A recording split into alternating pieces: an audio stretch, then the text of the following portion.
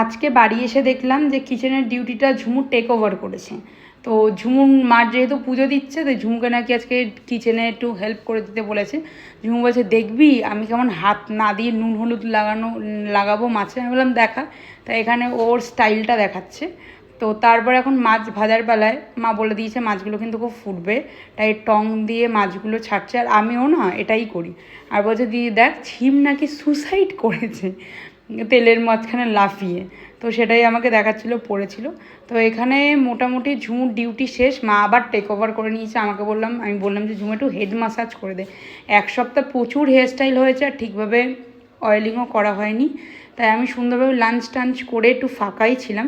ঝুমু আমাকে বললো দিদি ক্রিসমাস ট্রিতে এখন সাজাতে বসি, বিকজ ক্রিসমাস ট্রি না একটু ঘনত্বটা নেই, ফাঁকা ফাঁকা। আর এবার অর্ডার দিয়েছিলাম না হোলি বেরিজগুলো, আর তার সাথে দেখা যাক যে এই দুটোর হেল্পে কতটা আমাদের গাছটা ঠিকঠাকভাবে ভরে। তো আমরা তো অনেক রকম কায়দা ভেবে নিয়েছিলাম, 3টে করে লাগাবো, কতটুকুলো লাগাবো, তারপর ভাবলাম 100টা অনেকগুলো। বাট আলটিমেটলি দেখলাম যে মা লাগানো শুরু করেছে আর ব্যাপারটা বেশ ভালোই লাগছিলো। এখানে রেইনডিয়ারটা দেখিয়ে ঝুমুকে বলছিলাম যে স্যান্টা কিন্তু এটা করে আসবে। তো ঝুমু বলছে আমাদের স্যান্টা দিদি বাইকে করে আসবে, তো আবার ভাঙা বাইকে করে। তো যাই হোক, এখানে দেখো অলমোস্ট আমাদের ক্রিসমাস ট্রিটা ডান। এবার কিন্তু বেশ ভালোই লাগছে। শুধু যেটা একটা জিনিস মিসিং, সেটা হলো এই স্নোফ্লেক্স যে লাইটটা অর্ডার করেছি সেটা ছোট হয়ে গেছে, তো ওটা বড় অর্ডার দিতে হবে।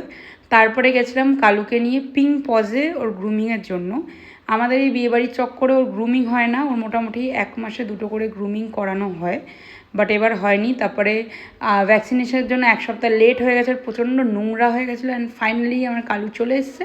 আর এবারলার লোম ঝরেছে ওর, আমরা তো বাইরেই বসেছিলাম, ভিতরে আর যাইনি।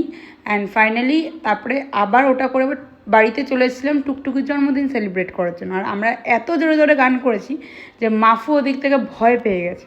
অ্যান্ড ফাইনালি কেক কাটা হয়ে গেছে, এখানে কেক খাওয়ানোর পালা। আর মনিকে আমি বললাম সেভাবে মনি তাড়াতাড়ি খেতে দাও, খিদে পেয়ে গেছে। তো এখানে মোটামুটি এনজয় করে এখানে রুদ্র একটু পিনাটার ওই হাতুড়ি দিয়ে আমাকে মারার চেষ্টা করছিল আমার ফোনে। তারপরে চলে এসেছিলাম ওপরে ডিনারটা সারতে, মোটামুটি 8:30 মতন বাজে।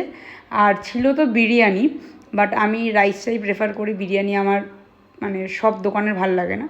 তো তার সাথে ছিল হচ্ছে মনি বানিয়েছিল একটু নারকেলের দুধ দিয়ে চিকেন, আর দিদি বানিয়েছিল মানে মাটন কোরমা। অ্যান্ড এখানে মিনি ব্লগটাও শেষ